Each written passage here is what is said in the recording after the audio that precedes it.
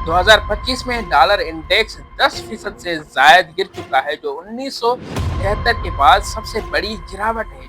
Donald Trump के गैर मुतलका पॉलिसियां जैसे चीन, कनाडा और दीगर ममालिक पर महसूलात आलमी तजारत में खलल डाल रहे हैं, जिससे सरमाकार डॉलर से दूर होते जा रहे हैं। ट्रंप की फेडरल रिजर्व पर तनकीद और उसके आज़ादी पर हमले सरमाकारों का एतमाद कम कर रहे हैं, जिससे वो यूरो, स्विस फ्रांक या सोने की तरफ जा रहे हैं।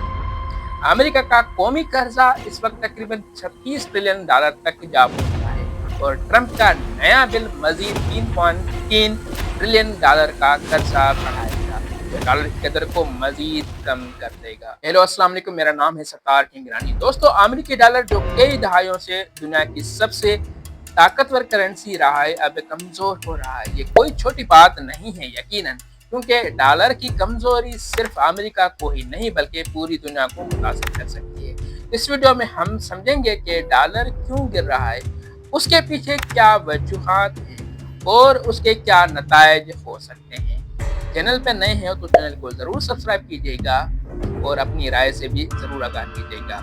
दोस्तों, अमेरिकी डॉलर दुनिया की सबसे अहम करेंसी है। आप जानते हैं दुनिया की तकरीबन 88% मालियाती लेन देन डॉलर में ही होती है और दुनिया भर के मरकजी बैंक अपनी 55% ज़खायर डॉलर में ही रखते हैं। ये डॉलर की ताकत सिर्फ पैसों की बात नहीं है, डॉलर की मजबूती की वजह से ही अमेरिका दुनिया पर असर रसूख रखता है। मिसाल के तौर पर जब अमेरिका किसी मुल्क पर पाबंदियां लगाना चाहता है तो वो डॉलर के निज़ाम के जरिए ही उस मुल्क को मुश्किल में डालता है। ये ताकत उसे सियासी और अस्करी असर भी देती है, लेकिन अब ये ताकत कम हो रही है। अब सवाल ये है कि डॉलर क्यों कमजोर हो रहा है।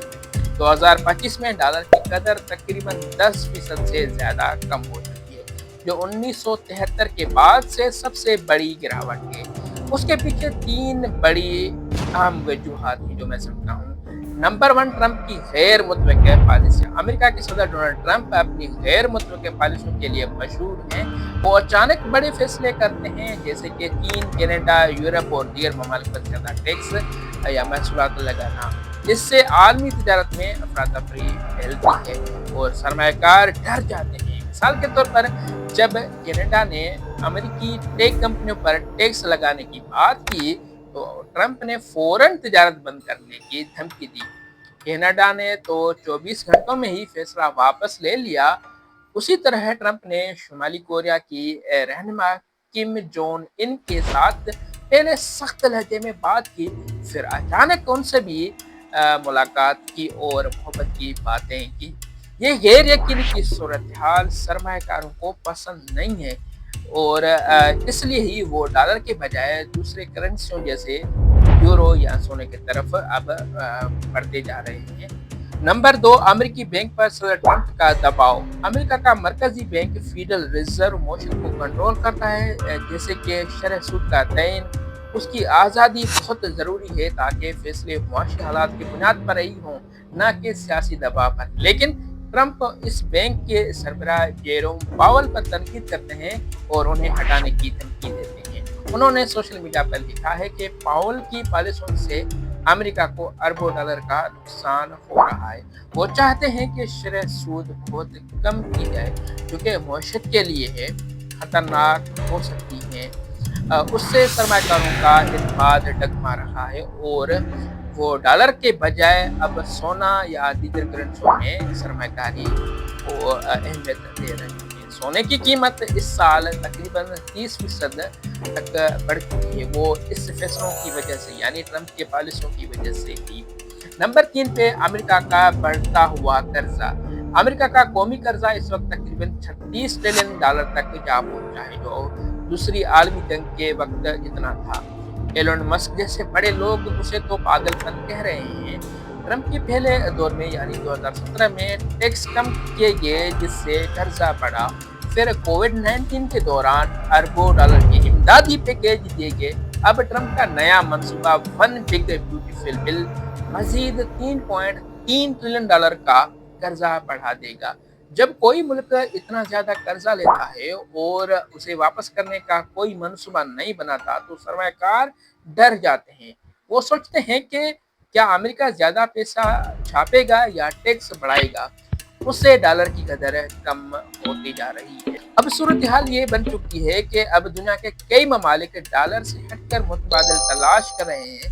برکس ممالک جیسے برازیل، روس، بھارت، چین، جنوبی افریقہ اپنی کرنسی بنانے کی باتیں کر رہے ہیں۔ ٹرمپ نے انہیں دھمکی دے کے رکھی ہے کہ اگر انہوں نے ڈالر کے خلاف کوئی قدم اٹھایا تو وہ بھاری ٹیکس لگائیں گے۔ چین اپنی کرنسی یوان کو تیل کے لیے یا تیل کی تجارت کے لیے استعمال کر رہا ہے، جیسے کہ ایران اور متحدہ عرب امارات کے ساتھ وہ کر رہا ہے۔ افریقہ بھی برکس کے مالیاتی نظام کی طرف جا رہا ہے۔ یہ سب اس بات کی نشانی ہے کہ ڈالر کی اجارہ داری یا مونوپولی اب ختم ہو رہی ہے۔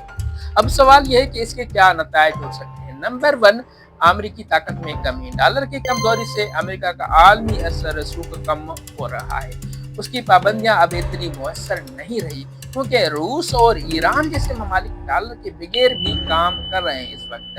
نمبر 2، مہنگی اشیاء۔ ٹرمپ کے ٹیکسوں کی وجہ سے امریکی چیزیں مہنگی ہو رہی ہے، جس سے ڈالر کی مانگ کم ہو رہی ہے۔ نمبر 3 پہ اعتماد کا خاتمہ ہو رہا ہے۔ جب سرمایہ کاروں کا ڈالر پر بھروسہ کم ہوتا ہے تو وہ دوسرے کرنسیوں کی طرف جاتے ہیں۔